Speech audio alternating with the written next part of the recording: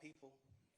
I learned that late, like these past 2 or 3 years of my life. I kind of learned that late, and maybe it was because I was, probably on drugs or anything. I don't know, but I have came to my senses. And I understand what I mean to this world, but I am a good guy. I don't mind doing stuff like free shows, and I always did that. I did free shows and gave it to single parents, millions of dollars. I made $1.8 million on a free show, and I gave it all to single parent charity. And I did like 2 or 3 shows that made like $700,000 a piece, and I gave it to the breast cancer organization. Like, I do things. Like, I put millions of dollars back into my community for real. I really did. I did more than anybody ever did from my side, But I understand, rap lyrics. I understand how it could be twisted. I understand what it could do to the mind of people. I understand all that, and I promise you I'm 100% changing that. It's just, I'm older, I'm grown now, and it's just like, I'm smarter. It's more things to rap about. Like, I've experienced a lot of good things. I experienced more bad things, but I experienced a lot of good things too. And anyway, I can go forever. Well, I appreciate it. And I appreciate that you do realize how much of an impact you have on people. It's past your neighborhood. It's worldwide, especially young people. And having come up from where you came up from and living in and around that, that gangs are damaging to our community. And it may be that a whole lot of rap music and the rap industry is, honestly, it sounds like a modern day version of kind of WWE wrestling that used to be on television, where people would just get up and posture and act like they hated each other. And it may be that that's a lot of what is going on in the music industry with rap. But whether it is fake or not,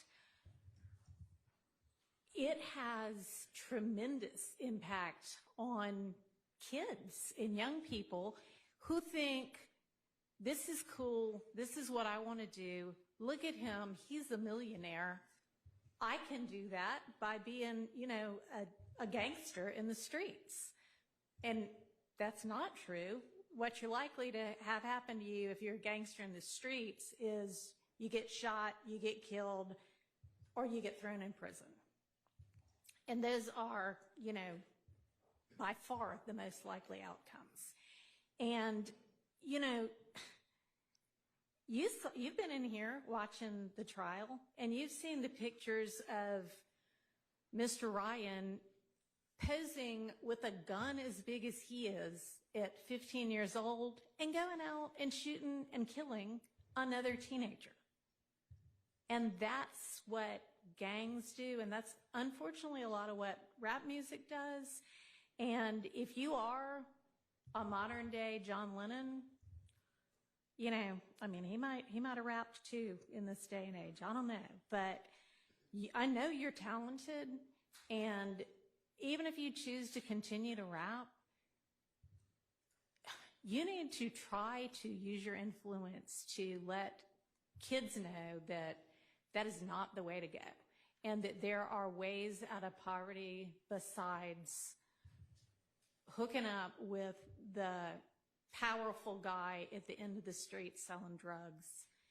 And, I know that happens for protection sometimes, but a much better way would be getting an education and hanging around with people who set a good example. And you be one of those people that sets a good example. All right, so that's my high horse on that. I could also go on. But I want you to try to be more of the solution and less of the problem. All right? All right. So it is not lost on the court that the state had they been able to come to agreement on certain special conditions, was willing to entirely dismiss the RICO count, was willing to entirely dismiss one of the gang counts, and was willing to entirely dismiss this, machine gun count. Was willing to give a sentence that permitted Mr. Williams to walk out of the door today, and therefore does not seem to be particularly worried that Mr. Williams, if on the streets, would be a danger to society. I'm taking that into consideration in crafting my sentence. And in permitting a NOLO plea to the RICO count and one of the two gang counts, I would not be permitting the NOLO to the one if you were not pleading guilty to at least one of them. But you are, and y'all admit a factual basis for the counts that you are pleading guilty to. I find there to be a factual basis for those counts, and for the remaining counts with which you are charged. I am going to impose a sentence, and I've taken a little bit of the suggested special conditions from the defense and a little bit of the special conditions suggested by the prosecution. On count one, the court sentence is 20 years to serve 5 years, commuted to time served, the balance of 15 years to be probated, and a $25,000 fine. On count two, the sentence is 5 years to serve, commuted to time served. That's the minimum sentence that's permitted on that count. It is required to be run consecutively. I'm going to run it consecutive to count one, but I am going to backload. Oh, I'm sorry, that is not commuted. That is 5 years to serve, and it's going to be run consecutively to count one, backloaded, by which I mean after you serve your 15 years of probation. If you have been successful on that probation, and I sincerely hope that you are, then at the end of that 15 years, I will commute the entire rest of any service portion of your sentence to time served. So I'll get to the end of it and give you the total sentence, but I'm also going to impose a $15,000 fine with regard to that count. Count 57, 20 years to serve 5, commuted to time served, the balance of 15 years probated, concurrent with count 1.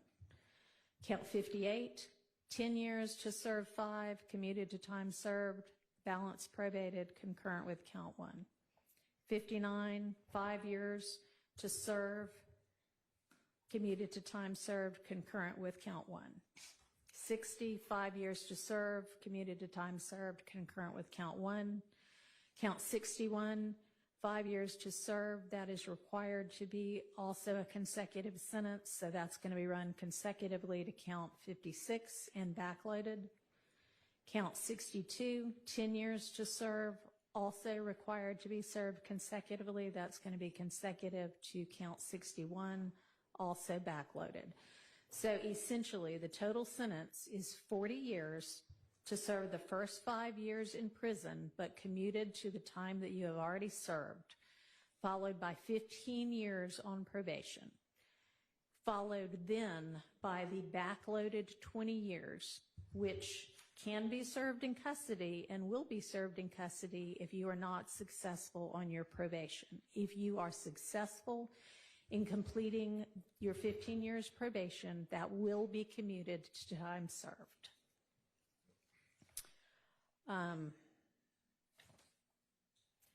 You are to remain on reporting status for the first half of your probation, active reporting for the first 7.5 years of your probation, and that is pursuant to OCGA 17-10-1, subsection 2, A2A.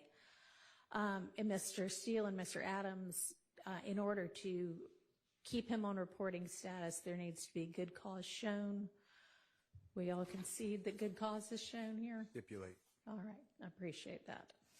Special conditions of your probation. What good cause? What do they mean? Can I have a second, Your Honor? Sure.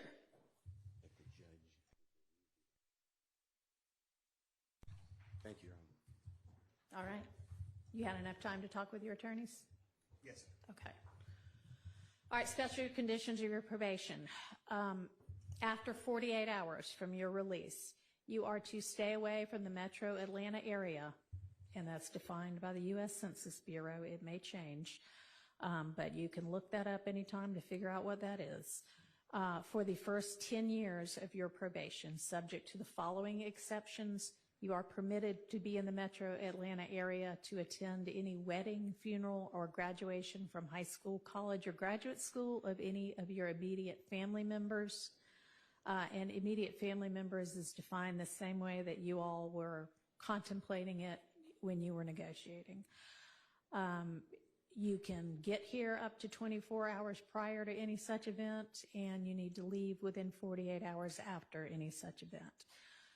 In addition, during each year of your probation, I'm going to require that you come to the metro Atlanta area and make a live anti-gang and anti-gun violence presentation 4 times a year, each year of your probation, at a grade school, a middle school, a boys or girls club, anything like that, that type of group. And if you want to, that presentation can include a benefit concert, and these presentations may count towards your required community service hours, which I'm going to impose, that during each year of your probation, you perform 100 hours of community service. You are, and this is required by the fact that there's a gang conviction. You shall not knowingly have contact of any kind or character with any other member or associate of any criminal street gang. Exception to that, if your brother is a member of any street gang, I hope you talk him into getting out of it. Quantavious Greer, and then also Sergio Kitchens, as long as you are contractually obligated to him. That is going to include anybody who is named in this indictment, except as absolutely necessary to conduct the lawful business of your musical career, and to any extent that the state is not agreeing to the exception for Mr. Kitchens. In the event that that part is not enforceable because it is only a portion of a special condition, going to provide that that be severable from the rest of this, and I'll put some case sites in the Senate sheet for that. You are in no way to promote any criminal street gang or any criminal street gang activity, including on any social media platform. You are not to utilize any hand signs, terminology, or language that promotes any criminal street gang. You are not to participate in any criminal street gang activity. You are not to knowingly engage in any contact with any of the victims that are listed in this indictment or with any of their family members. And you may not have in your possession or with arm's reach any kind of a firearm because you're going to be a convicted felon. And that is, except I know that you have security and you need security. You can be within arm's reach of a firearm that is in the possession of either licensed law enforcement or licensed security personnel that are in your security detail or anybody that you're performing with. You are to submit to random drug screens and not use any drugs unless they are prescribed for you by a licensed physician. You are to execute a Fourth Amendment waiver that will permit the search of your person, residence, vehicles, and electronics for any firearms, any criminal street gang paraphernalia, or any illicit drugs. And as I mentioned with regard to one of the first of your co-defendants from this trial, at least since I've been involved, to plead guilty, our Uniform Superior Court rules instruct and provide that it is absolutely proper for a judge to grant leniency in sentencing when, quote, the interests of the public and the effective administration of criminal justice are served, unquote. And I think that this plea is in the interest of the public and in the interest of effective administration of justice. Have been trying to ensure that, to the extent I can, this trial also abides by that. It's been challenging at certain times.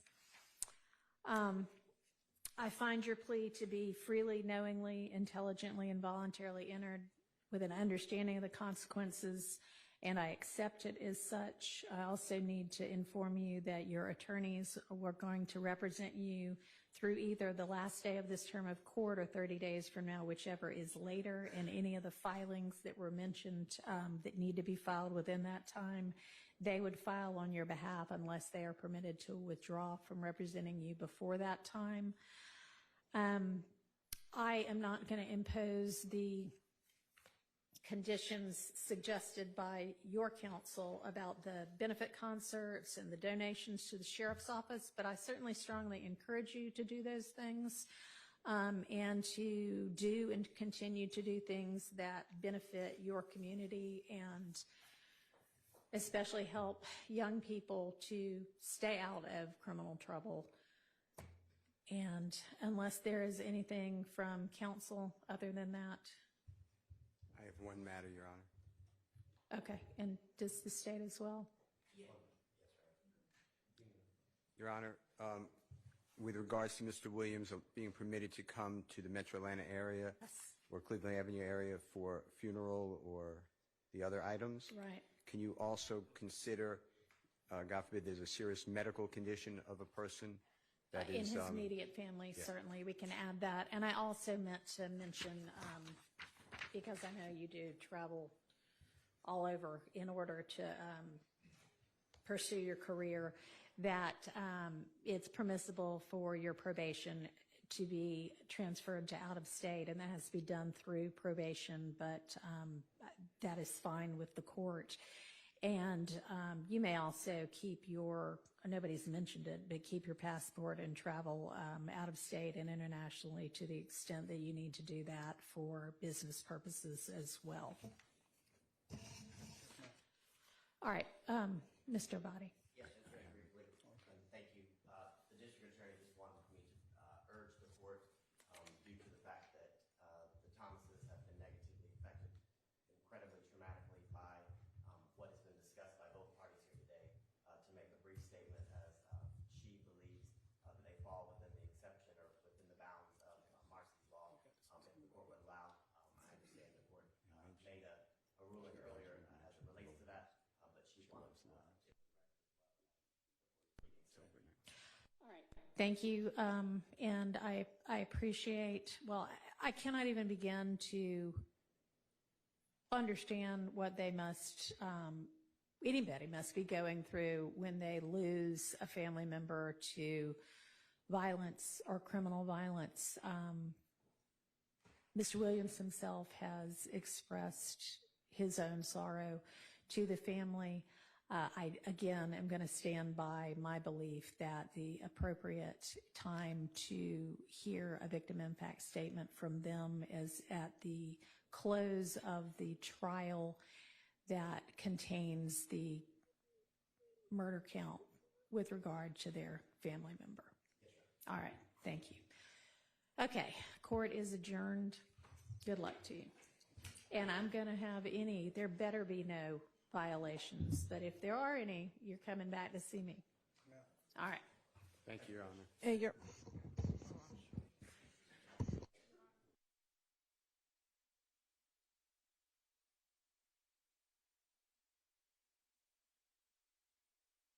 but since the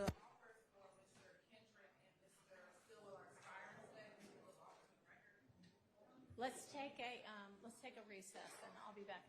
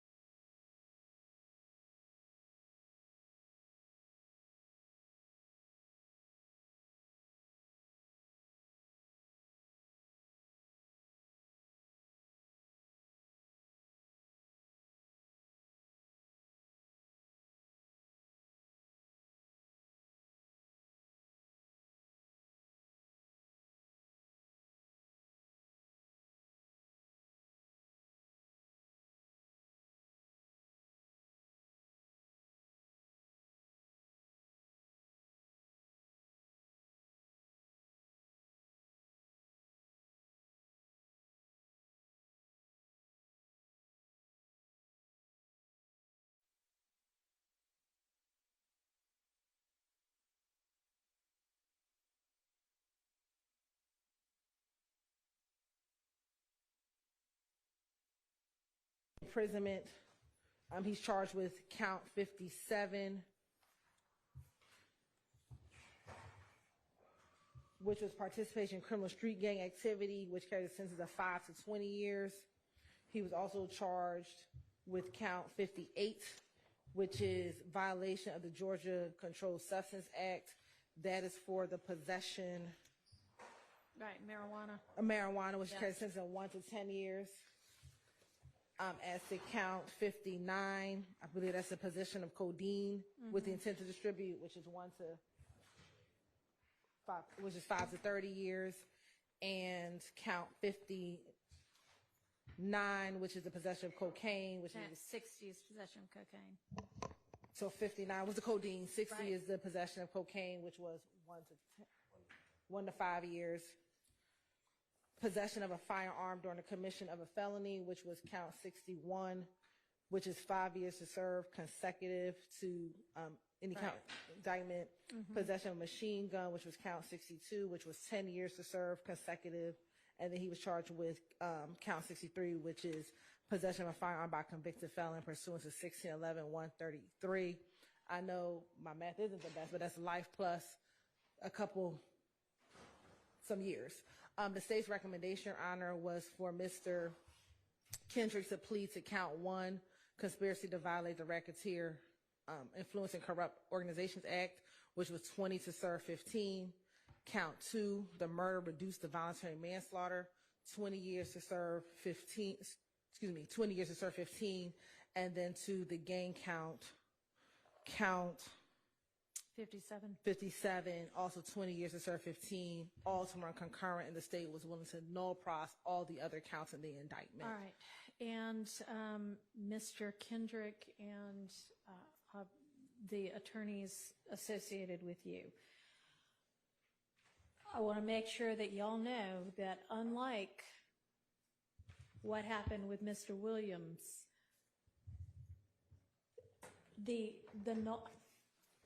if you plead non-negotiated to less than all of the charges, there is nothing that the court can do if the state chooses to go forward with some of those charges. So you could not do what Mr. Williams pled guilty or nolo to each of the charges that he was facing. You cannot say, well, I'd like to plead guilty to count 1 and I'd like to plead to the reduced charge on count 2, and then I'd like to just skip the rest of them, because the state can say, well, we're not skipping the rest of them, we're still going to try you for the rest of them. And the state can also say, we're not okay with letting you plead to voluntary manslaughter unless you abide by the terms of the agreement.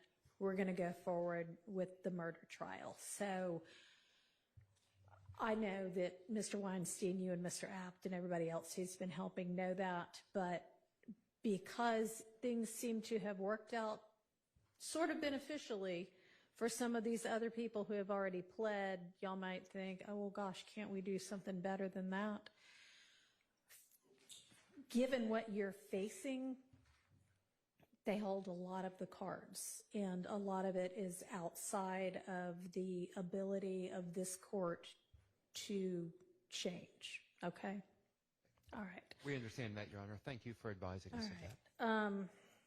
All right, Mr. Stillwell is facing... Your Honor, Mr. Stillwell is also looking at count 1, which is the conspiracy to violate the Racketeer Influence and Corrupt Organizations Act, which is 5 to 20 years. He is facing 2 counts of murder for count 2 and count 49, which each carries a sentence of life imprisonment. He's also charged with count 50 of this indictment, Your Honor, which is participation in criminal street gang activity, which carries a sentence of 5 to 20 years. He's also charged with count 51, participation in criminal street gang activity, also a sentence of 5 to 20 years. Count 52, possession of a firearm by a convicted felon, previously convicted under 1611-133, which is 15 years consecutive to any count in the indictment. 54, possession of a firearm during the commission of a felony, which is 5 years to serve consecutive. count 64, which is another possession of a firearm by a convicted felon under 1611-133, which is also 15 years to serve consecutive. So Mr. Stillwell's looking at maximum of 2 life sentences plus 85 years. Plus 85 years, Your Honor. The state's recommendation, and I'll just say globally, Your Honor, was 60 years to serve 40 years in prison, that we would have reduced both of the murders to voluntary manslaughter, Your Honor, and we had given his attorney the option to kind of craft how that 40 years would look, but that was the extent to our negotiations, Your Honor. And Mr. Stillwell, kind of the same information to you.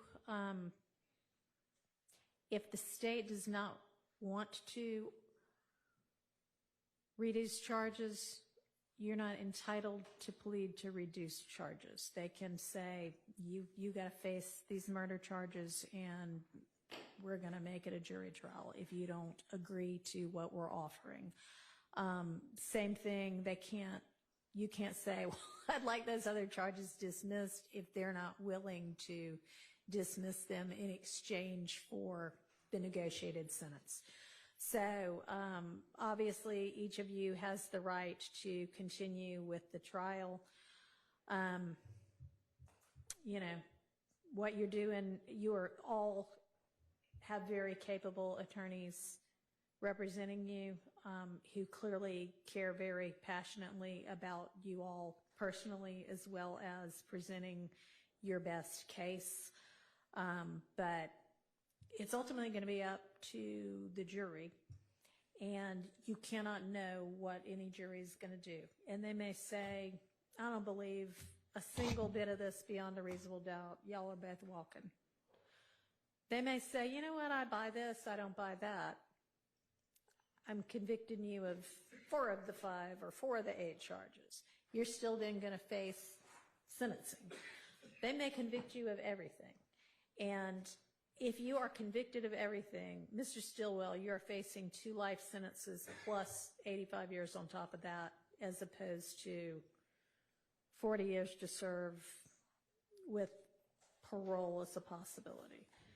And Mr. Kendrick, you are facing life plus, I think I added up 115 years instead of 20 to serve 15. So it's just something to think about. And I mean, it's already past 5 o'clock. So are y'all going to leave the offer open until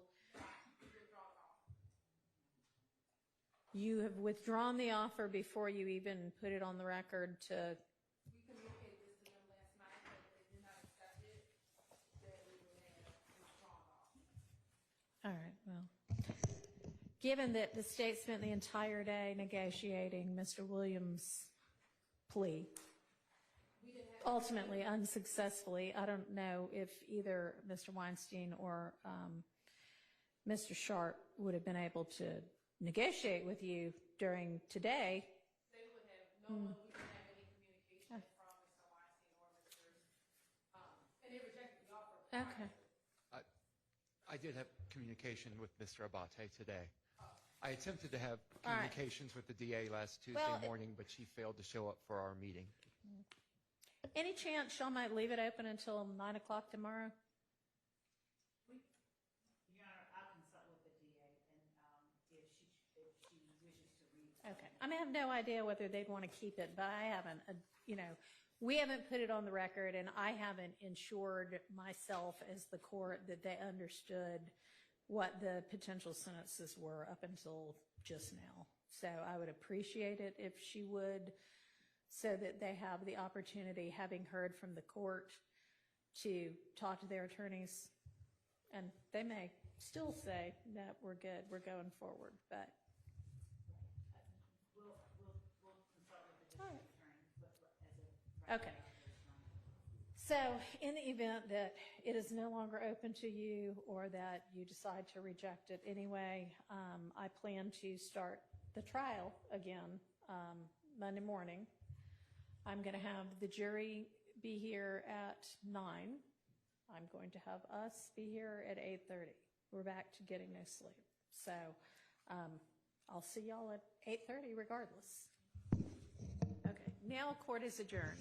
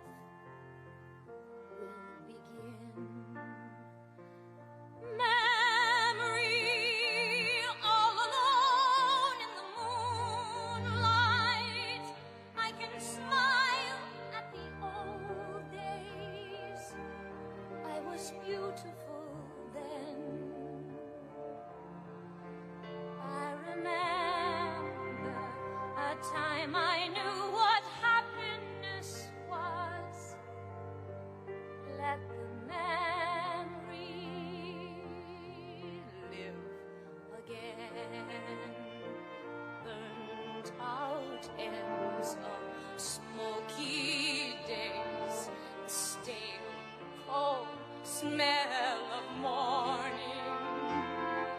A street lamp dies, another night is over, another day is dawning.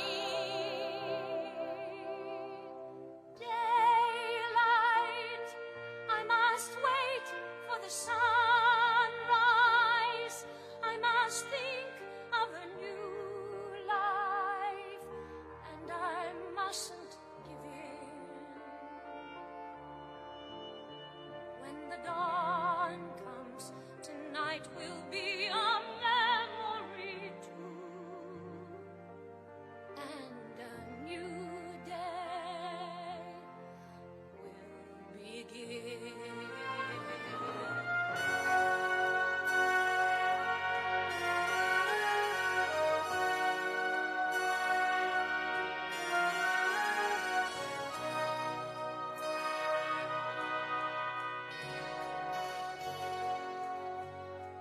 Sunlight through the trees in summer, endless masquerading,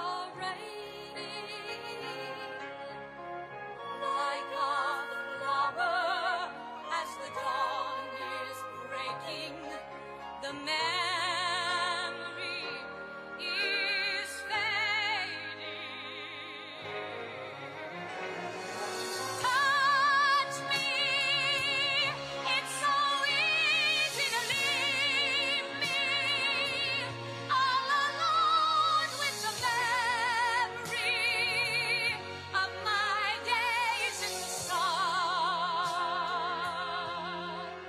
If you touch me, you'll understand what happiness is. Look, a new day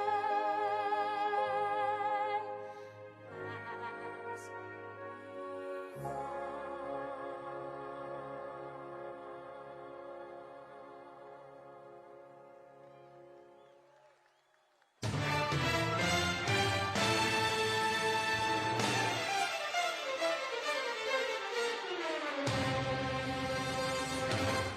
This is a man's world.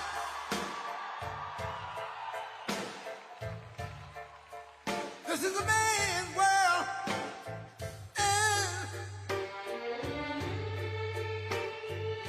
But it would be nothing, nothing, nothing without a woman or a girl.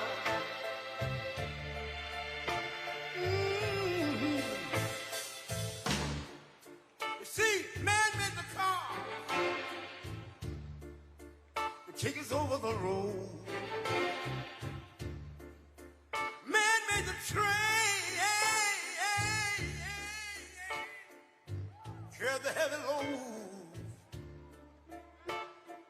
Man made the electric lights to take us out of the dark.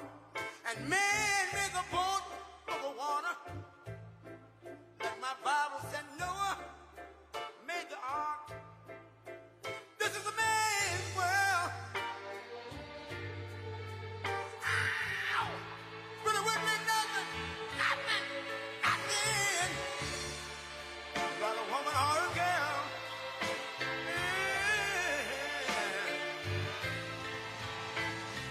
L'uomo rincorre il potere, ma lui non sa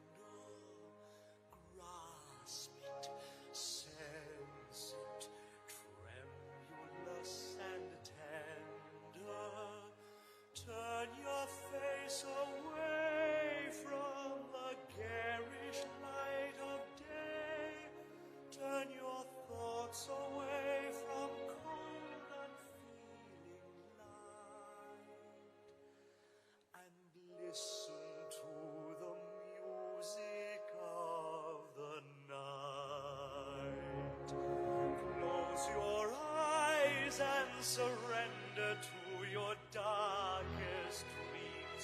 Purge your thoughts on the life in you before.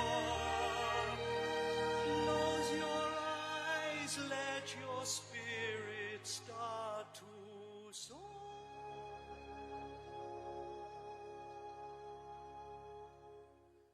And you'll live as you've never lived before. Softly, deftly, music shall surround you. Feel it, hear it, closing in around you. Open up your mind, let your fantasies unwind in this darkness which you know you cannot fight. The darkness of the music of the night. Let your mind start a journey through a strange new world. Leave all thoughts on the world you knew before. Let your soul take you where you long to be.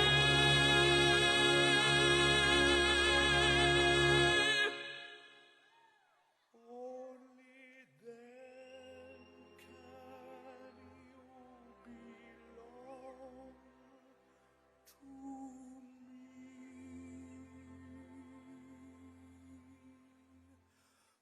Floating, falling, sweet intoxication. Touch me, trust me, savor each sensation. Let the dream begin, let your darker side give in to the power of the music that I write. The power of the music of the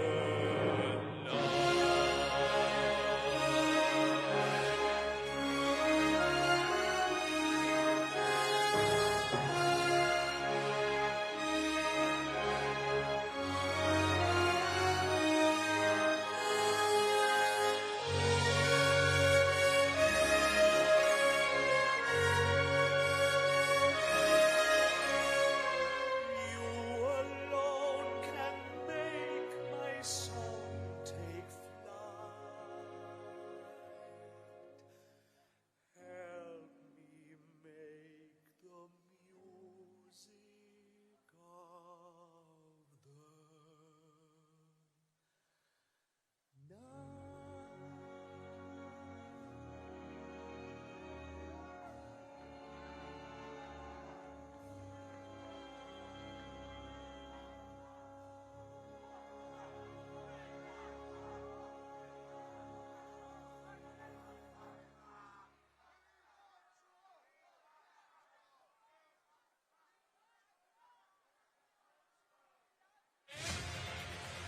When I first came into office, I cut taxes more than any other president.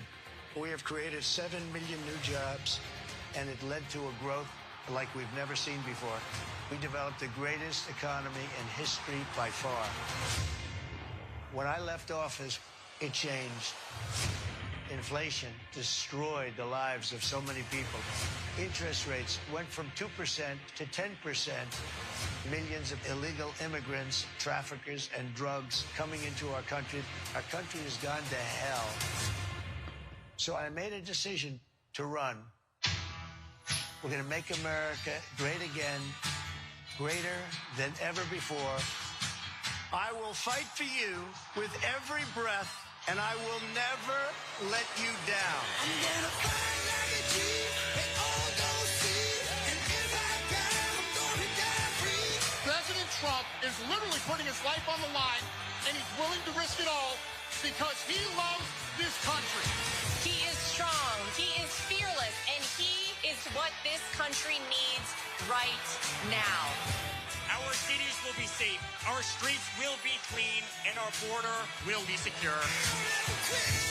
We can't allow our country to be destroyed by politicians who will put their own power ahead of the interests of the American people, our freedom, and our future. The left told me to hate Trump. When you cut through the lies, you realize the truth.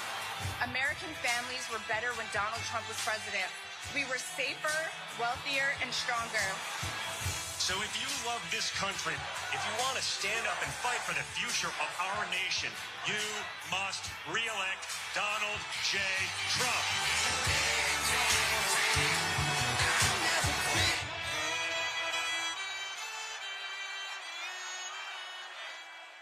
Ladies and gentlemen, please welcome the next president of the United States, President Donald J. Trump.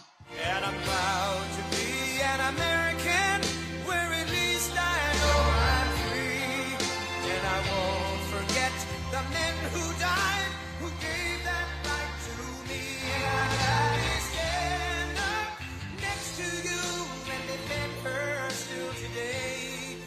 'Cause there ain't no doubt I love this land. God bless the USA.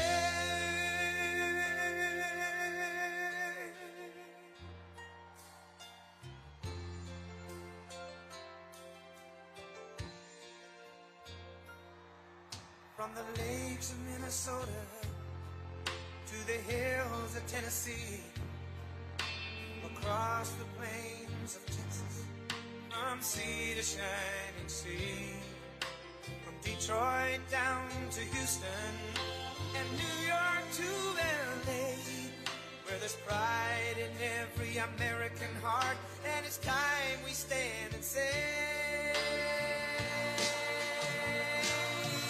that I'm proud to be an American, where at least I know I'm free. And I won't forget the men who died, who gave that right to me. And I gladly stand up next to you and defend her still today. 'Cause there ain't no doubt I love this land. God bless the USA.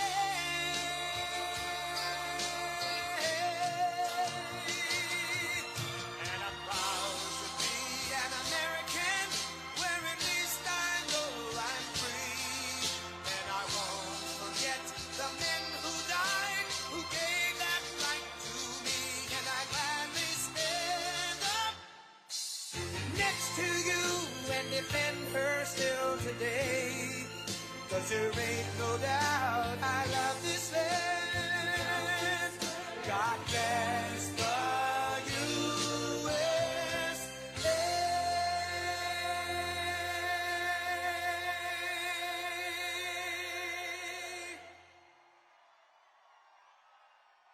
Thank you.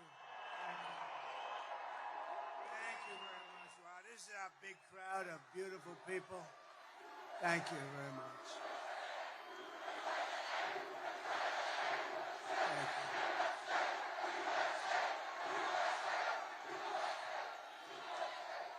5 days. 5 days. Oh.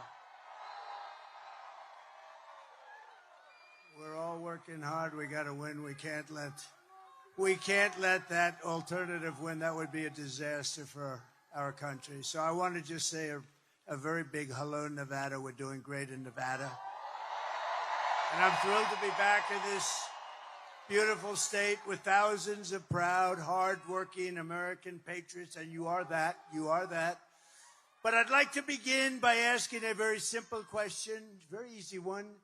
Are you better off now than you were 4 years ago?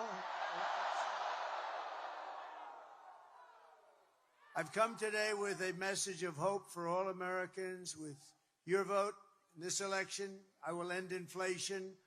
I will stop the massive criminal, and you see it, the criminal invasion. Some horrible, deathly people. We're not going to allow it. They're destroying our country. We will stop it immediately. And I will bring back something that you haven't heard of for about 4 years. We're going to bring back the American dream, and I want to just thank you. You're going to bring it back. And that's all you really need to know. And remember, Kamala and Sleepy Joe, they broke it. I will fix it, and we'll fix it fast. And we're going to have America that's bigger, better, bolder, richer, safer, and stronger than ever before. And, you know, we're doing fantastically well in the polls. And I want to thank a man who's with us. And I said, Joe, you got to go because he's got some big stuff going on, and we got to win this thing. He's heard my speeches before a little bit. But you have a great governor here, Joe Lombardo. And where is Joe? Where is Joe? Thank you, Joe. Is it okay? Can he go and do some business so that we can win and he can take care of some young people that are incredible and love him? Joe, thank you very much. You go home, Joe. Thank you. Appreciate it. Great job. Joe Lombardo, everybody. Thank you.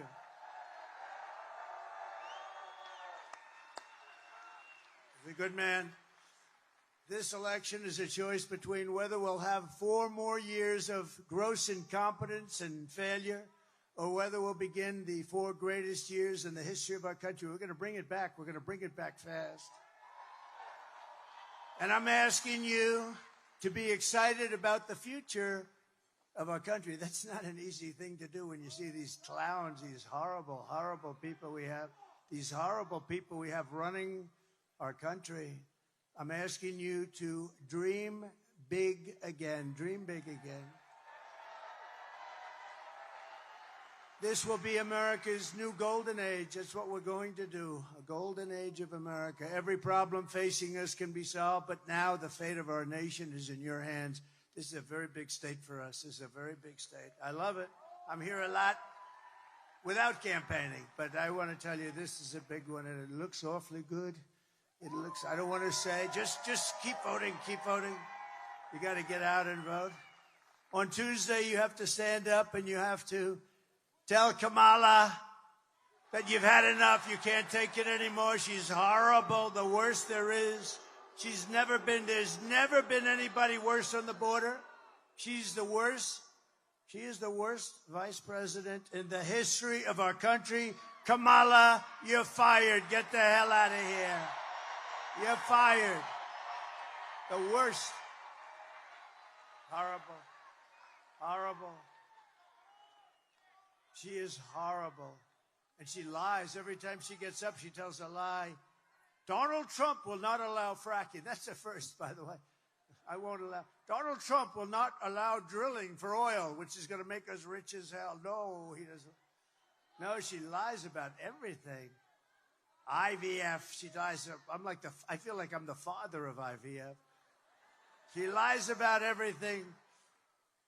She's worse than crooked Hillary, actually. You know, Hillary was a lot smarter, and she lied a lot, but this one lies about everything. She just makes it up as you go. We've been setting records in early voting, as you probably know. Thank you, Michael. Appreciate it.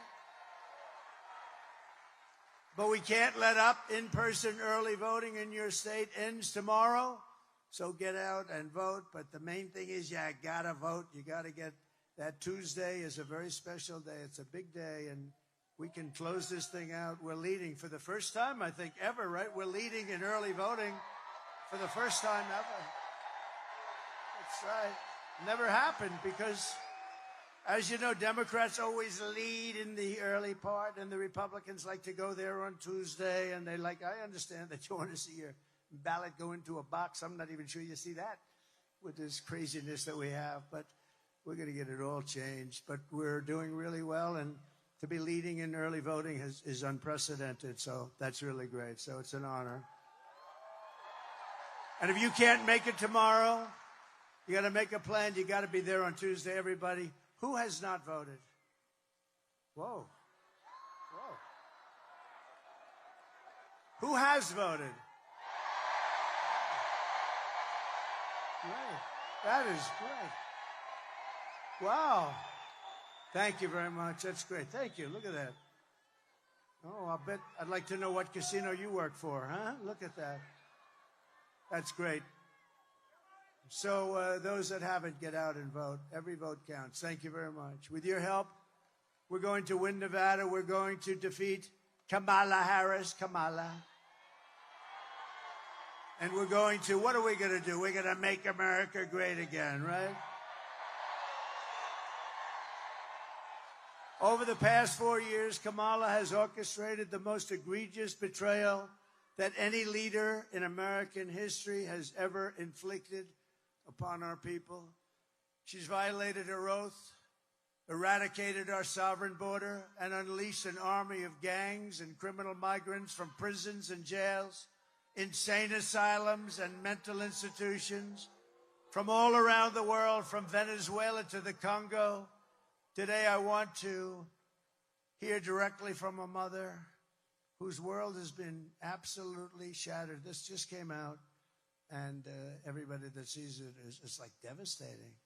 And there's so many things happening like this with the illegal migrants, so many killers. We're not going to let it go on. Please watch. Sunday night, I asked her to not stay up super late because of her coming to work with me in the morning first to do her summer school. She said, okay. I told her good night and I love you. I went to bed, not realizing that that was going to be the last time I saw her. We're best friends. Yeah. We're going to shake it again. I woke up to notice she wasn't in her bed. I'm in my heart trying not to lose my mind because I don't know where she is. I finally remembered her phone had a location on, and her phone was pinging just 2 minutes down the road, right behind the skate park. I start driving to the direction the phone was being pinged at, and I see a couple cop cars with lights on.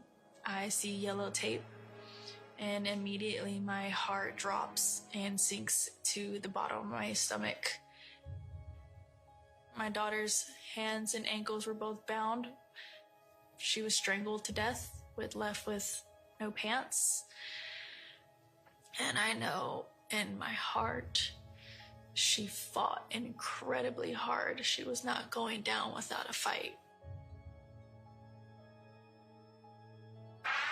We begin with two men we're learning are charged with capital murder tonight, accused of killing a 12-year-old girl. Police say these men strangled her before dumping her into that creek. Both men were in the country illegally. Apprehended, then released by Border Patrol less than 3 weeks before Jocelyn's death. The men accused of killing Jocelyn Nungare are affiliated with the gang known for brutal violence.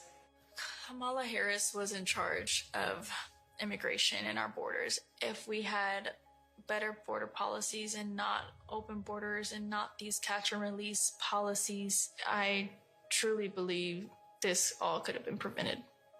Under her being vice president of this country, my daughter's life was ripped away from her. She had her entire life ahead of her. Happy birthday, dear Jocelyn. My daughter is 6 feet in the ground based off of policies that she allowed to keep. Kamala Harris did have one job, and she not only failed, not me, she failed my daughter. She failed Jocelyn. She was only 12.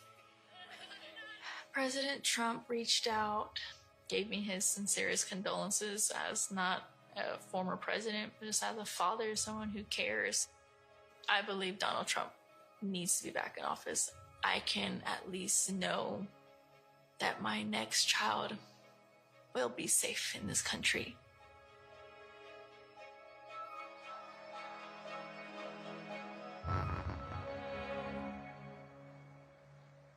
Thank you very much. So sad.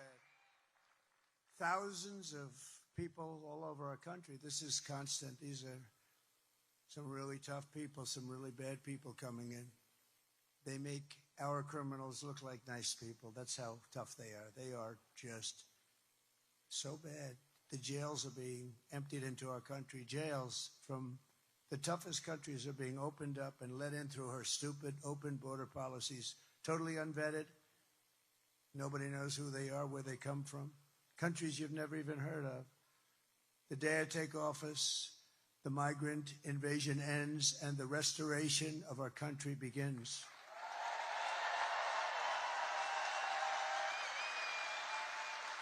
And I believe it's the biggest problem. Biden and Harris, you can't say Harris because nobody knows who Harris is. Nobody knows. You say Harris, nobody knows who the hell she is. But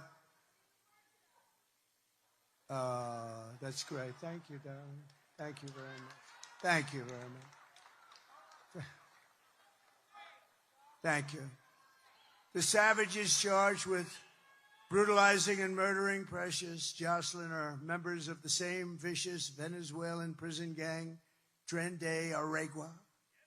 And they're taking over apartment complexes in Aurora, Colorado, where you have a governor who's petrified. He's a radical left lunatic, and he's petrified. He doesn't know what the hell to do. He's lost. I call him a lost sheep. And they're unleashing a violent killing spree all over America. The United States is now an occupied country. Can you believe I have to say that? We're an occupied country. They're coming in, and they're by the thousands, and they have equipment that's military-grade equipment. How do they get that? They have military-grade equipment, but it will soon be an occupied country no longer. November 5th, 2024 will be Liberation Day in America. Liberation Day.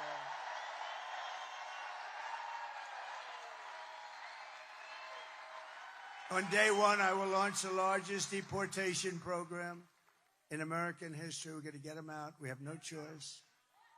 I will rescue every city and town that has been invaded and conquered. They are conquering areas of our country. They're conquering. We don't know, and nobody wants to talk about it. And the fake news, of which there is a lot back there. Whoa.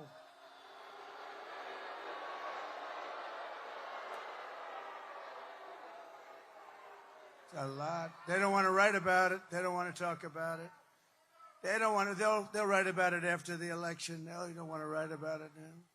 And we'll put these vicious and bloodthirsty criminals in jail, or we'll kick them the hell out of our country. We'll want them out. Through our open border, Kamala Harris is also actively aiding and abetting the worst human traffickers, child smugglers, drug dealers, and bloodthirsty criminal networks on the planet. There's nobody worse than what she's catering to. They even have an app number, where to call, so they can dump off illegal migrants. They have an app. Can you believe it? They have cell phones. They have airplanes flying over the border, loaded up with migrants that they're dropping all over our country.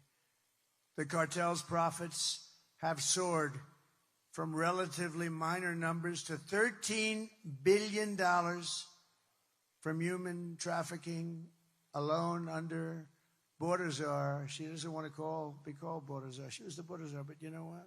She was in charge of the border. And by the way, the Border Patrol, they endorsed me very strongly.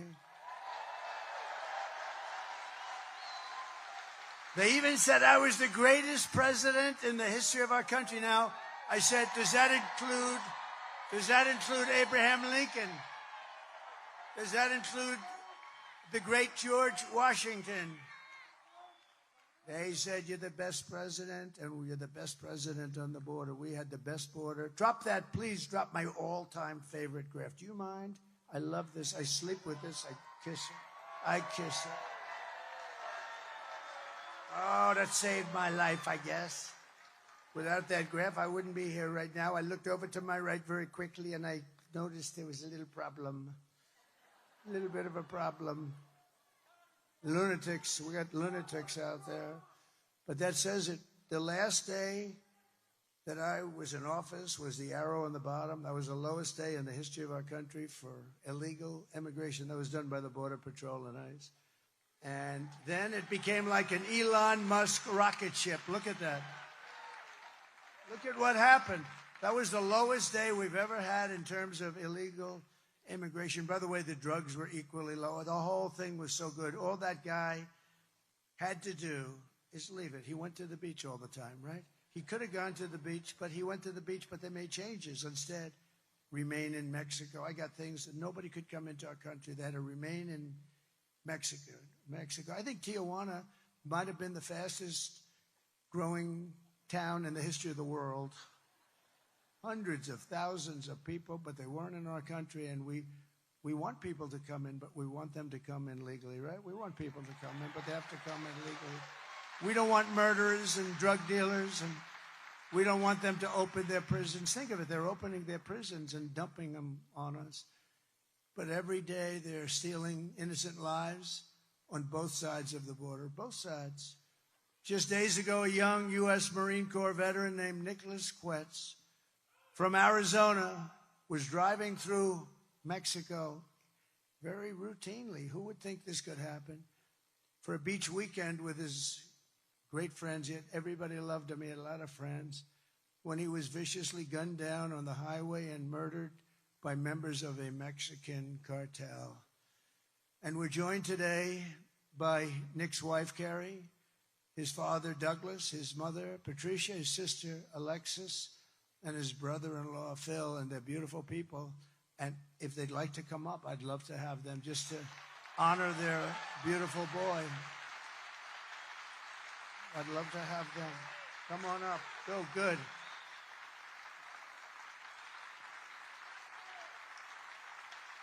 That's great.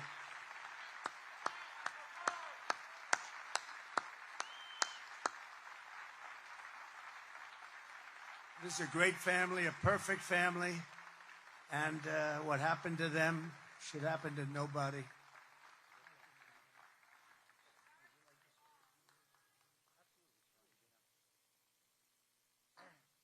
Hey, so unscripted, I really wasn't planning on being here. 2 weeks ago, I was a completely apolitical actor. Anybody outside my own home wouldn't have known who I would have voted for. Today, the situation changed for me 2 weeks ago, Friday. My son was murdered by cowards, shot in the back on the way to the beach in Mexico. The reason I bring that up, and some people will question, why was he in Mexico? He was in Mexico going to pursue his life, enjoy his life. We grew up as a military family, had been around the water. He loved it. We don't have Arizona Beach, so we call Rocky Point Arizona's beach. A lot of people go there, hundreds of thousands a year, I think, transit there. Plenty of Americans own property down there. So that happened. We got the call from the State Department, very professional. That night, no news in the United States to speak of. Sunday, still no news. Monday, still no news, other than the very most local level with no publication. Tried to get in contact with elected leaders, heard nothing. Tuesday, reached out to my local representative. He put me in contact with Senator Vance. Senator Vance, coincidentally, was coming to Tucson for a speech that day. I can't imagine how busy Senator Vance, President Trump are running their campaign. Senator Vance asked for 2 minutes to talk to him. And, I've met in my line of work, and I'm actually still a current federal employee. That's one of the reasons I've stayed apolitical. I'm a 20-year military retiree, so I've dedicated my entire life to this country and doing...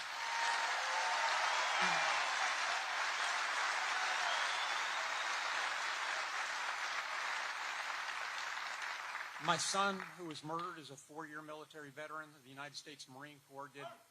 He worked on vertical assault from the Ospreys, so he'd fast rope out of helicopters. My daughter is actually a drilling Army reservist, and my son-in-law recently medically retired due to issues sustained on active duty. So our family's a military family with generations and generations of service.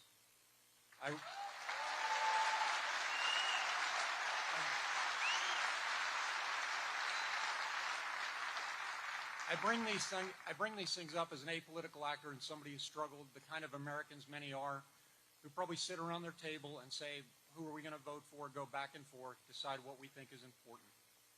And we struggle on that, and we actually pray on it. And many people ask me, how can I stand up here today 13 days after my son was killed and talk in front of groups? And it is through the grace of God, and I do believe in God and a higher being.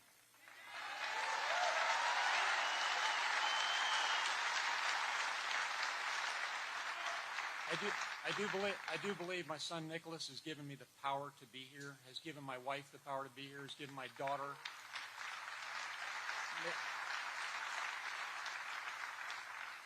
Karime, who is Nick's wife, and my son-in-law, Philip. And Philip has done such a great job, so now I have one living son, and that is Phil, because one was stolen by the cartel. So when I met with Senator Vance, and because I am apolitical and met many leaders from up to the level of National Security Council plenty of times, working different issues for this government, I asked him a question, and I said, sir, before we talk, I need to know if I'm speaking to the candidate, the senator, or the Marine. And he said, I'm JD. I need you to tell me what I can do for you, and you tell me what you can do for me. And he meant it as a way of helping him to help me. So J.D. Vance was awesome. I asked for 90 seconds. He gave me 15 minutes. At the end, the very next morning,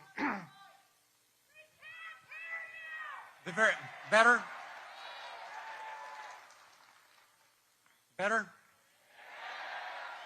The very next morning, and after having tried to reach my elected officials for 5 days, President Trump's office called me. President Trump, in the fight of his life, offered to meet with us. President Trump gave me 15 minutes of his time to talk about what we could do. I asked him for some things, and he helped. I asked him, A, for U.S. involvement, and we know he's candidate Trump right now, and there isn't a seated president. I asked for U.S. involvement in the investigation with the Mexicans. I asked for extradition of the killers after I found out under the current U.S. code, not all can be extradited, only if they're tied to RICO activities. In this case, they probably are tied to RICO activities. They are probably coming back, but I'll defer all questions on his investigation to the FBI. And I asked for a working policy in Mexico. In my career, I worked in, one of the things I worked on was Plan Colombia, very similar situation in security as to what we have in Mexico today. It was supported by Senator Biden. That's out in public record. You can look at it. We have no working policy with Mexico right now. Count the numbers of illegal immigrants, whether they're private, whether they're dangerous or not dangerous, and you'll see a number of about 25 million crossing back and forth. And then when somebody says, why was Nick in Mexico? My son was an hour from our house when he was executed by cowards. That's how close it is. But it is a national security challenge, not a local border state challenge. We have these type of things with Tren de Agua and MS-13, anybody else you want to name, plus unnamed criminal organizations. The cartels, they operate with impunity in Mexico. They've infiltrated every level of their government. The local police are helpless because they're not properly equipped. State police, a little bit better, but not, and then the federal. But we need to work with the Mexicans on this to go forward. So what I'm leaving you with, and I'll give this back to President Trump, to whom you came to listen, not me, is this. For most of us in this room, and honestly, I would not have been in this room because it wouldn't have been political 2 weeks ago.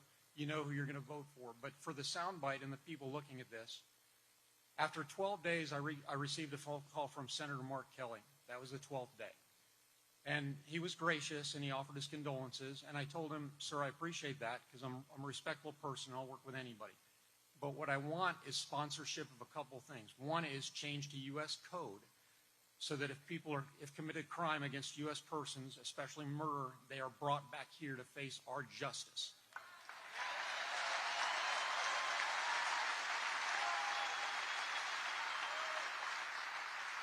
Number two is legislation that is enacted that takes us someplace closer to Plan Mexico that'll institute not only military capability but also institution building. And if we break out the numbers of what it costs, we can do that for much less than we spend on illegal immigrants. And we can make both sides of the border secure. People are coming here. Some come for economic, and we talk about that, but many of those people are actually fleeing due to the insecurity in their own country. If we can help them, we can help ourselves.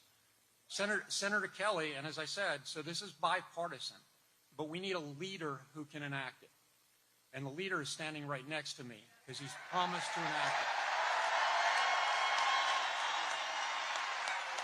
Bipartisan. And I will tell you, President Trump, former President Trump, however you want to name him, And I had some really good conversations there. We had conversations between ourselves, two men looking at each other. The man had a tear in his eye when he saw the picture of my son, and the person that those that are on the that are not have not committed and don't know, he's a decent man. He tried to help us, and he promised to help us. He also made a promise to me that'll be between the two of us, but if he's elected, I do believe he'll keep it. Sir, I can't thank you enough. Sir, I can't thank you enough for what you've done for my family in terms of calling attention to this. It was unreported in the media. Go back and check for anybody who looks. And I will tell you, and importantly,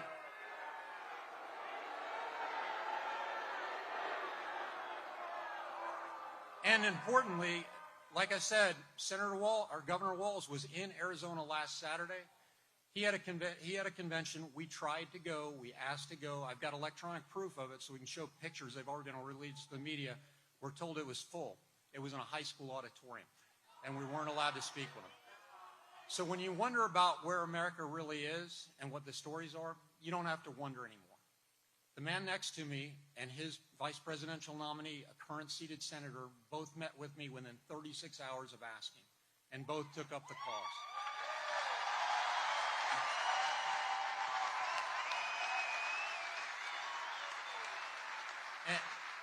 And for any troll that is out there and says your son shouldn't have been in Mexico, if it's safe for 25 million people to come here, how can it not be safe for my son to go an hour south of the border? And for the trolls that say we're politicizing my son's death, I will tell you to go to the root of the word. It is the policy that contributed to my son being killed. It is the policy that's contributing to the death of other Americans, just like the video you saw of that young lady. It is the policy that's contributing to fentanyl coming into the United States. Those are political failures, and we need to end them. Thank you for your time.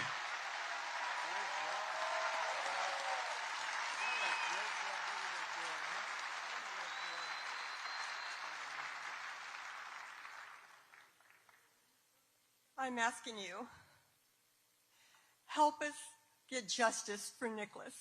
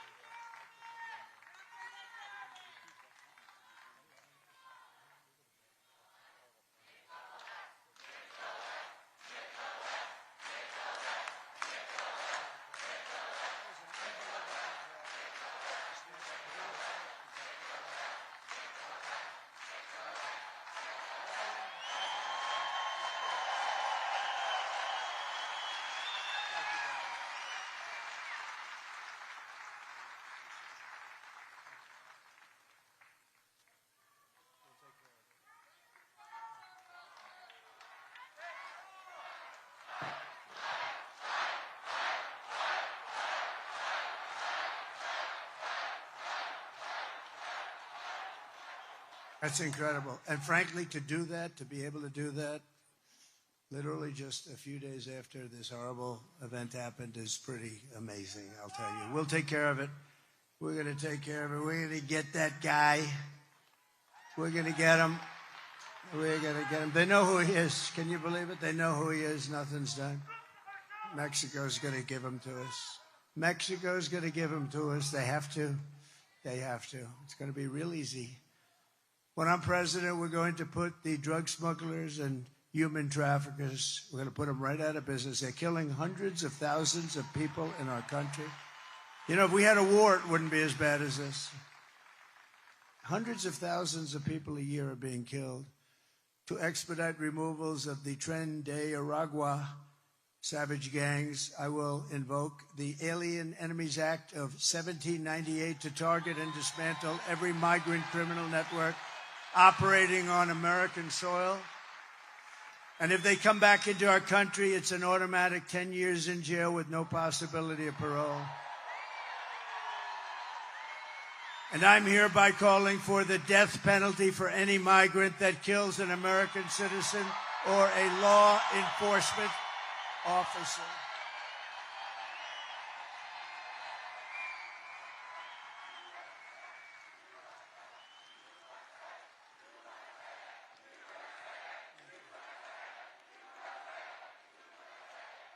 And I will immediately ban all sanctuary cities in the United States of America. Sanctuaries for criminals. As we secure our border, we will bring back our economy, and very simply, I will make America affordable again, because it's not affordable anymore. They have destroyed it with this inflation, this horrible inflation, the worst ever in our country. Kamala Harris cast the deciding votes that launched the worst inflation of your lifetime. She cost the typical American family over $30,000 in higher prices. You look at your food bills, you look at the cost of food items. You know, more people tell me about groceries. The word grocery, I've heard it more in the last year than any other word, I think. I think I've heard it more than any other word, other than the word garbage. Garbage. How stupid is a man to say that, right? How stupid is a man to say that? But she believes it too. I'd love to hear the conversation now. Oh, boy. But now Kamala wants to raise taxes on the typical American family by an average of $5,000 a year. Kamala also launched a war on tip workers. Good place to talk about it. And service workers right here in Nevada, increasing the so-called tip allocation tax rate by 60%. That's why you don't hear them talking about no tax on tips. They don't talk about it because they're going just the opposite. In other words, even after Kamala wrecked your economy with inflation, she came after your tip income like a vulture would do, actually. She doesn't understand it. She doesn't know what it means. She has no sense of economics, none whatsoever. If she gets 4 more years, Kamala Harris will pick your pockets bare. We will not have a country. Everyone will flee. Our companies are going to flee. People don't realize these companies, these big, beautiful companies, they're run by international business people. They don't live here. Many of them live in Switzerland and Sweden and lots of other countries. They don't mind. They don't even think about it. They'll take these companies out of here so fast. It's a mass charge to see who can get what company, and they want to go, and they'll go. They don't care. They have no loyalty to our country. We have to keep them here by being smart, not stupid. I will massively cut taxes for workers and small businesses, and we will have no tax on tips, no tax on overtime, and no tax on Social Security benefits for our great seniors.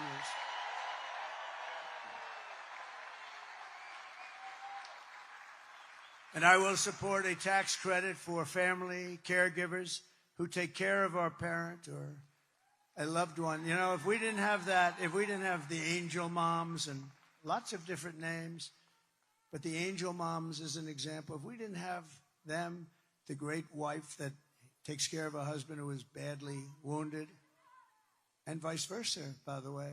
But if we didn't have that, caregivers, they really take care. We wouldn't have enough hospitals if we doubled the size of our hospital rooms. If we doubled it up, we wouldn't have enough hospitals to take care of our country. And now, of course, what's happening is you go to towns and cities all over the country, you can't have a hospital anyway because the migrants have literally taken over the beds. They've taken over the schools. They've taken over your son has a seat in school, and he no longer has it because a migrant is giving... They're giving him, actually, they're saying, you go first. The migrants go first. Migrants go first. Look at what's happening. Look at what's happening all over the country. The schools are bursting at the seams. The hospitals are a disaster. You go to the hospital, you have a problem, you can't get in. I will end Kamala's war on American energy, and we will drill, baby, drill. We're going to drill, baby, drill. And I'll terminate her Green New scam, one of the greatest scams in the history of our country, devised by a person who never even took an environmental course. You know who that is, right? AOC +3. Remember what she said, 12 years. Well, the 12 years has pretty much come up, Mr. Congressman, right? Matt, right? The 12 years has come and gone. We weren't going to be around anymore after 12 years. This is a young lady who, I don't know if she's having a lot of fun or what, but boy, I watched those senators. They were there for a long time. I watched them say, yeah, that's right, that's right. You know what her real goal is? $93 trillion. They don't want any more windows in apartments, no more windows. They'd like every building in Manhattan to be taken down and build a building with no windows in it. You have to be one of the greatest salesmen in the world to sell one of those apartments. I guess I have it wrong. I've always been known for having the biggest windows. I want those windows to be so big, right down to the bottom of the floor. And the bigger they are, the better they sell. That's just the way it is. I got to change my whole philosophy if you don't vote me in, because I'll go back to building crazy buildings now and I won't be able to use windows anymore. No, they don't want windows. They don't want cows. They don't want anything. They don't know what they want, actually. And I will cut your energy prices in half within 12 months. We're going to cut it in half. We have liquid gold. And then everything else is going to come down. It was energy that brought it up. It's going to be energy that brings it down. They screwed up that energy policy. They had it down to nothing, and then they snapped it back. They said, we're not going to win and elect the prices. Remember, they're going through crazy. Then they got it back almost to my level. But see, my level wasn't right because I would have been 4 times that level by then. And I will be 4 times or 5 times the level very soon. Despite all of the damage she's caused, Kamala has spent the final week of her campaign comparing her political opponents to the most evil mass murderers in history. And 2 days ago, Joe Biden called our supporters garbage. Garbage. That's nasty. I think that's worse than deplorables, right? How did that work out for Hillary? I think this is going to work out even worse. And they mean it. They mean it, even though without question my supporters are far higher quality than Crooked Joe or Lion Kamala. Look at that. Look at that. They had nobody like that. My response to Joe and Kamala is very simple. You can't lead America if you don't love Americans. You just can't do it. Can't do it. You can't be president if you hate the American people, and they do hate it. They hate the American people. Who would have an open border policy where prisons and jails and penitentiaries are allowed to freely walk into our country, where gang members are taken off the streets of Caracas, Venezuela, and dumped into our country? We don't even know their names. We know nothing about them. They're free to roam. They call it free to roam. Congratulations, you are free to roam. And they killed 4 people, you know. It's crazy. The 13,000 plus that we have, the killers, these are murderers from jails. Can you believe that? These were all murderers, convicted murderers, in jail, in prison, and we know nothing about them. In fact, we don't even know where they are. But they're out there someplace. I'm sure we have a few of them. Welcome. I'm sure we have a few of them sitting. This can give you a little bit of the yips, right? You're sitting down now and you don't know whether or not the guy next to you killed 5 people. No, we're going to get them out of here. We're going to get them out fast. We're going to get them out fast. And our local police are going to be activated. And if we had the cooperation from the fake news, which you don't, it would happen relatively quickly. We're going to be able to do it. No, our local police, let me tell you, they know every one of them. They know their middle name. They know everything about them. They know what country they come from. They know everything. But they're told to stand back. Don't touch them. Don't do anything. Stand back. They don't want to stand back. Just like Border Patrol. They go crazy when they see these people pouring in. And they can look at them and they can see trouble. They go trouble, trouble, trouble, trouble. No trouble, trouble, trouble. They can look at them and they can see good or bad. Kamala Harris is not fit to be president of the United States. She doesn't have the intellect, the stamina, or that special quality that real leaders have to have. She doesn't have any quality leadership. She shouldn't even be there. He got 14 million votes. Look, I'm not a fan. But we had a debate. He didn't do great. His numbers went down. Big deal. We wanted to see him, and they say, you can't win. You're out. This is, we call him a threat to democracy. They look at me, I'm a threat to democracy. I am the least threat. I'm the one saving our democracy.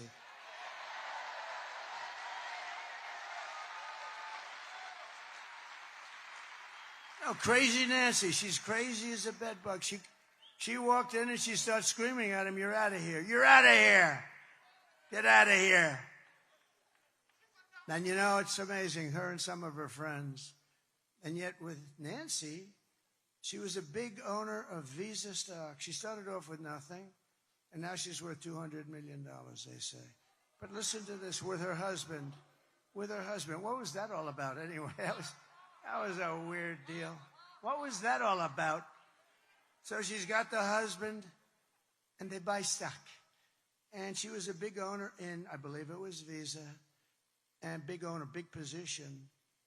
And we didn't know this, but Visa, it was going to be announced the following day that Visa was under major federal criminal investigation. And Nancy sold all of her stock at Visa the day before that came out. I don't know. Sounds a little bad. What do you think, Michael? A little bit shaky. She said it was by strictly coincidence. She said it was by coincidence. No. Well, but I don't see the press. Did you guys read about that at all? I don't think so, huh? Joe Biden's comments were the direct result of Kamala's decision to portray everyone who isn't voting for her as an evil and even subhuman person. And we know it's what they believe, because look at how they've treated you. They do treat you like garbage. They really do. For the last 9 years, Kamala and her party have called us racists, bigots, fascists, deplorables, irredeemables, even Nazis. And they called me Hitler. My father was a great guy. He was a strong guy, but a good guy with a big heart. Strong, but really a warm guy. Whenever we walked down the street, we'd come sometimes into Manhattan. That was a big treat. And we'd see, in those days, you don't see that anymore. Now you see it at a very much higher, at a scarier level, frankly. They put a gun in your ribs and they say, give me what you have. But they used to hold tin cups out. And he'd always walk by and he'd always put $100 in it. Anytime he saw it, he'd put $100 in. That was like $1,000 today, maybe more. I said, that's nice. I always remembered it. It's nice. But he told me once, I don't even know in what reference, but he said, never use the name Nazi. You don't use that name. Do you understand me? And never use the name Hitler. You don't have to say Hitler. Don't ever say Hitler. Do you understand? And now I'm being accused of being Hitler by these lunatics out there that have lost control of our country. Our country we're riddled with crime. Every city, you take a look at it, it's falling apart. They smell. They're dirty. They're criminal-ridden. You take a look at what's happened to our great cities. It's a shame. And a city, and I hate to say it, I hurt myself. I have property there, San Francisco. I have a lot of property in California. It hurts me. But I don't care about this. Look, to be president is a big deal. So I don't give a damn about my property. But I own big property in San Francisco. San Francisco. Now I lose another $25 million by this statement. That's one. San Francisco is almost unlivable. And it's because of her. She was the DA who destroyed San Francisco. She then became the Attorney General. And she destroyed, along with Gavin Newsom, one of the worst governors in history. She destroyed California. More people moved out last year than moved in. First time that's ever happened. I mean, they have the best weather, in all fairness. In all fairness, they have the most incredible weather. And they have the beautiful ocean. They have the beaches. They have everything. And you got to work hard to screw that up. But he's done it. He's done it. They just passed a law on voter ID. Do you know that? That not only don't they have voter ID, but it's against the law for you to ask somebody for voter ID. So if you work at one of the very few places that would even have the consequence of asking, because there are no places, they just mail out millions of ballots and they come mailed back in. They don't know where the hell they're going, although they have a pretty good idea. They tend to go to Democrat neighborhoods a little bit more. But they mail out like 38 million ballots, and then they get mailed back in. They shovel them with shovels into kids and bullshit. Because I'll tell you what, if I ran in California, I went to California with the family of our great congressman and his wife, Ginger, who's incredible, Matt Gaetz, Mrs. Gaetz. And their family had a little event in a beautiful part of California, and nobody could believe, you couldn't even get on the streets. It looked like Lindbergh just arrived on Broadway. It was so crazy. We would do, with a fair count, we would do great in California, the right guy. Now, me, I would do great because Hispanics like me. I'm glad they love me. They should love me. And I love them. But I would do great. If we had an honest vote, I always say, if God came down just for one day to be the vote counter, in other words, I would win in California. I would.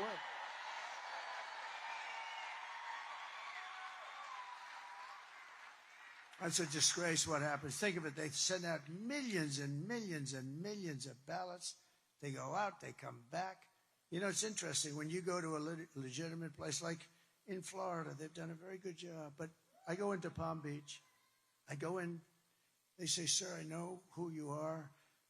I mean, I fully understand who you are. You're the president. But, sir, could I see your identification? Oh. And I say, you're doing the right thing. I actually say, don't be embarrassed. They're very embarrassed. Sir, I mean, I don't know how to ask, but could I see it? I say, yeah, here. Oh, thank you, sir. I thought it was you. No, they feel good. And then they give you a paper, and you sign that paper, and you put on whoever you're voting for. Maybe there's a bond issue or something, and you do a check, and they're watching, and then you sign. They walk you over to essentially a container, but it could be in the form of a machine. The fewer machines you have, the better, by the way. The fewer you have. Elon Musk told me he's the greatest. I would say, you got to say, in terms of computer, I would say he's probably about as good as you get.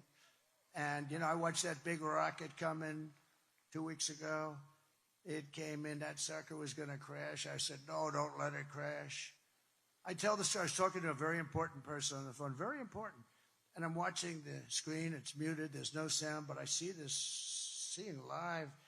And at first I thought it might be like a space-type movie, some kind of a crazy movie. But this rocket comes in and it's all burned. It's coming down at 10,000 miles an hour or some crazy speed, and they're just like on fire. But now it's like the size of a 22-story building. That's pretty big, right? And it's coming in, and I'm talking to this guy, and I say, do me a favor. Hold it just for a second, okay? I got to watch this. I put the phone down. I never picked it back up. Can you believe? And because I'm president, but more importantly, because I may be president, he held on for 45 minutes. The guy held on. If I wasn't president or if I had no potential to be president, he would have hung up in the first 30 seconds. But I picked that up like 45 minutes later. I said, hello, President. Very important guy. Everybody heard of him. I felt so badly, but one of those things, but I was fascinated. So I see this massive 22-story ship coming down, and you have the gantry or whatever the hell they call it nowadays, and the ship, and it's coming too fast, and I'm like, oh, no. Don't do that. I don't want to see it crash. And I didn't know it was Elon. I assumed it might be. I mean, why not? He has everything else to. But the ship is coming down, and then I see the bottom is going to hit that gantry, and then I see an explosion of fire. Pushes it like that, just perfect. There are fires all over the place. The whole thing is burning. There's smoke. I never saw anything like it. Then, boom. And then the arms come out, And just like you do your beautiful little baby, he'd grab that sucker. And it was secure.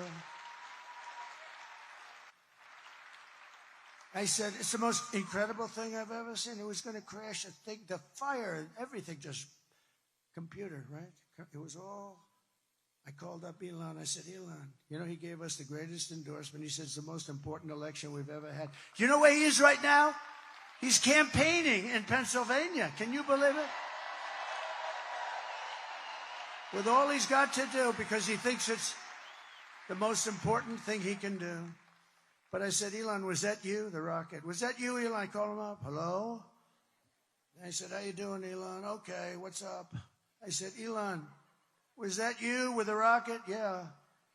I said, you're unbelievable. I said, can Russia do that? No. Why not? They don't have the knowledge, and they never will. I said, can China do that? No. I said, why not? Because I have the knowledge, and they don't. It would take them 10 years before they can do that. I said, can the U.S. do it outside of you? No. I said, that's why I like this guy. That's why I like this guy. Hello, Mr. Senator. I just see you there. The Barrasso man, he's one of the greatest people. What a great, I didn't know you were going to be here. I'm very impressed. I guess Sam Brown must be doing very well for you to be here, huh? We got the leader of the Senate. We got the leader of the Senate here. And I know it's not for me, so it has to be for Sam Brown, right? Thank you. Thank you. Senator Barrasso is an unbelievable guy, and Sam is unbelievable. And we're going to get to him in 2 seconds. And he really is. By the way, you know, I do the weave, right? You know the weave? It's genius. It's genius. I can go here, but it's always related, maybe sometimes just a little tiny bit. But I can, like here, over there. Because I look, I see them, I say, whoa, there's a senator, one of the biggest senators, and one, maybe the most powerful guy. Because Mitch doesn't have it anymore. No, he may be the most powerful guy in the Senate. And I'm very impressed with you, Sam. That's pretty good. That's pretty good. But nobody has given up more, right? Nobody has given up more who's run for the U.S. Senate than Sam Brown. Nobody. And we should put him in office. Nobody has given up what he's given. Defending us. Defending us.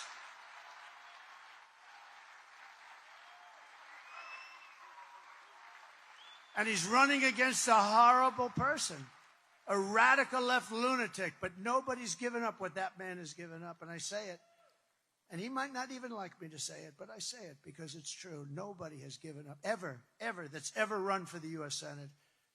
And I just hope he gets in. And he's very close. I saw a poll. You're right there, neck and neck. Great. Nice that you're there, Barrasso. That's great. But they've bullied you. They've demonized you.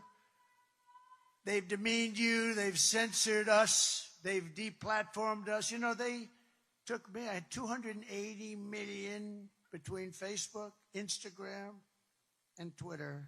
And one day I woke up and I had nobody. Think of that. They took them all away from me. No, think of that. And I have a lot of things to say. I have a lot of good things to say. At least I think they're good. And I didn't know what the hell to do. And I went about 2 months, and I had all this stuff, and my mind's ready to explode because I can't tell people. And then what happens? I did what's called an most of you are too young. There's a couple of guys here that's fine. They know they've heard it. But I did what's called an old-fashioned press release. And I do a press release, and I put it out, and it got better and better. Save America. It was called Save America. And people loved it. And then I created Truth.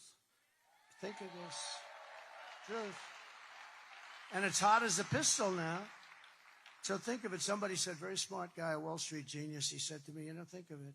They hated you so much that they took you away from, I had like 280. I know Mark Zuckerberg said I'm number one. Number one, I think of that. He came to the White House, and he's actually been very nice to me, I must say. But he came to the White House. He said, congratulations, you're number one. But on Facebook, Instagram, and Twitter, then they called it Twitter. Now they call it X, but under a different regime. And it's great that Elon bought that. He's done us all a big favor. because these were bad people. But so this friend of mine who's a natural business person, he viewed it differently. I said, can you imagine what they did? But think of what happened. They deplatformed me, just like I said. They took my voice away. I then came up with a press release, and the press release went crazy. It was like almost as hot, maybe just as hot. But then I said, I got to open up some kind of equipment or machinery. I got to do it like, I want to do it. So I couldn't do it then because they wouldn't even talk. They wanted my voice silenced. So I created Truth. And it's really good. It's very expensive to do that. It's expensive stuff. Between the clouds and all the other crap that I had to learn about that I wasn't interested in. I got a cloud, I got everything. But this guy said to me the other day, he said, think about it. They deplatform you. They take your voice away. They want to destroy you. So you, in a moment of weakness, develop your own source of information, and you do it at a high level, and you get great engineers, but it's still expensive, and you put it out, and then you open it up, and it's called Truth, and they said you couldn't get the name Truth because it was somebody else had to own it. And I said, check. They said, sir, you'll never get the name Truth, sir. That's a term that you will never get. I said, and you ideally need 5 letters, right? I said, wouldn't Truth be great? They said, sir, you won't get it. You won't get it. I said, check. Sir, I will, but sir, you're not going to get it. I said, check. And they came back, sir, it was available, and we bought it for $2,000. Can you believe it? $2,000. And then it had a little burst. I don't know what the hell's going on. So here's my friend. He said, so they deplatform you. They take it all away. They try and destroy you. And you open up something. And as of yesterday, it was worth $10 billion crazy dollars. Did you see that? $10 billion, Mr. Senator. And they're going crazy. They all have Trump derangement syndrome. They're going, can you imagine how they must feel? They take it away and you open something that's worth $10 billion. It's crazy. But it's good. And by the way, use Truth. It's great. It really is. It's great. They've taken your money and thrown open your borders to criminals and terrorists, flooded your towns with deadly drugs and death, and given you jobs to illegal migrants, and sent our blood and treasure to fight stupid foreign wars in places and countries that you've never even heard of. This Tuesday is your chance to stand up and declare that you're not going to take it anymore. You're not going to take it anymore. What we built is the biggest, broadest, most incredible coalition and the greatest political movement by far in American history. And by the way, I say that all the time. They've never challenged it. They can't challenge it. It's not even close. By the way, it's 100 times, 200 times greater than anything. There's never been anything like this. I always tell the story. Pat Buchanan was a great guy, conservative commentator. He came in second in New Hampshire. And he became very famous, and he had a phenomenal career because he came in second. I came in first in 50 states. Think of it. For the nomination. First in 50 states. And then we went on to win the presidency of the United States. And then we won it a second time, but I guess we're going to have to do it a third time. We're going to do it a third time. And it's going to be, if we do it together, because it's not me, it's all of us, it's us together, it's we. It'll be the greatest event in the history of politics in America. I believe that. There'll be nothing ever like it. And we're going to straighten out our country, and we're going to make America great again. It's going to be amazing. 5 days, oh, I can't wait. You know what? I've worked for 62 days in a row. I haven't taken a day off. By the way, I looked at her today. She was trying to justify the fact that they called us all garbage. And I watched her at a news conference. She's exhausted. She's finished. And about 2 weeks ago, after having worked for 50 days in a row, 2 weeks ago, she said, I canceled the show. You know why I canceled it? Because it was on NBC fake news. They said, somebody set me up. I said, I don't want to do it. And I went to another show instead. She said, he canceled the show. I did Joe Rogan for 3 hours, you know. Joe Rogan for 3 hours. She said he canceled the show. He looks very tired. He looks very, very tired because I canceled the show, did another one. No, I cancel shows that are no good. NBC is no good. They're no good. ABC is no good. CBS is no good. And in fact, in honor of you, I just sued CBS today because of 60 Minutes.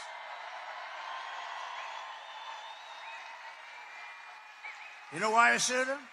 Because she was on, and it was called Election Interference Fraud. Very simple. They asked her a question.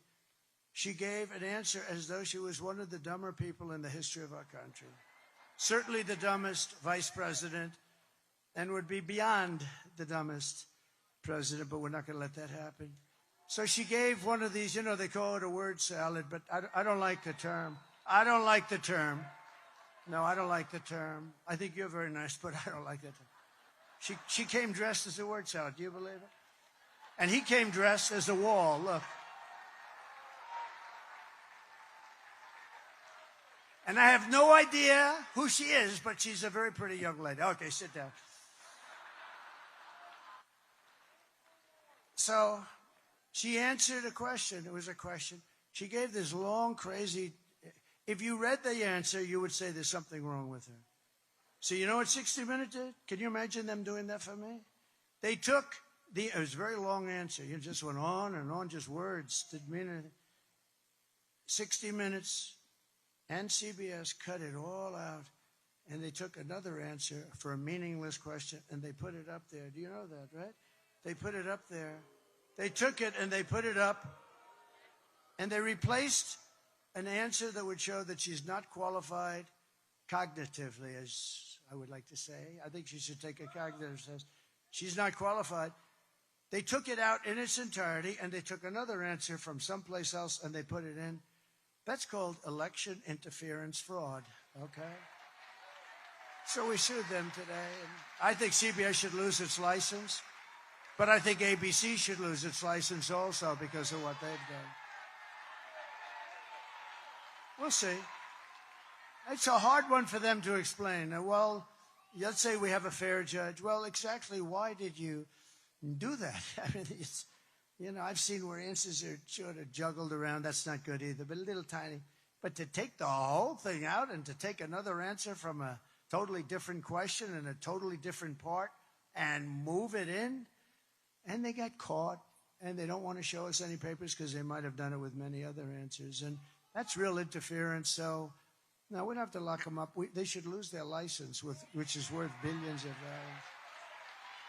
But we brought together veterans and union members, soldiers and steel workers, farmers and auto workers, and patriotic moms and dads of every race, religion, color, and creed.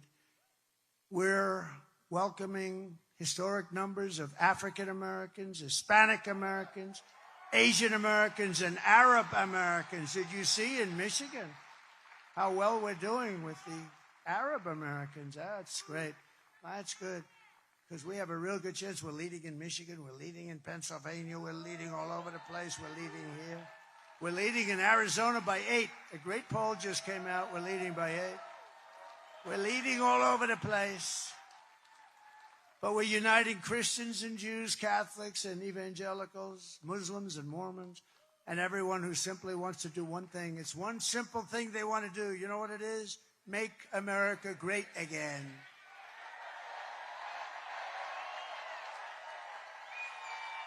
So our campaign has been endorsed by the 400,000 members of the Fraternal Order of Police, by the Border Patrol agents, by the rank-and-file membership of the Teamsters, and I'll tell you, headed up by a very good guy, Sean O'Brien, good guy, by Elon Musk. Well, we have so many.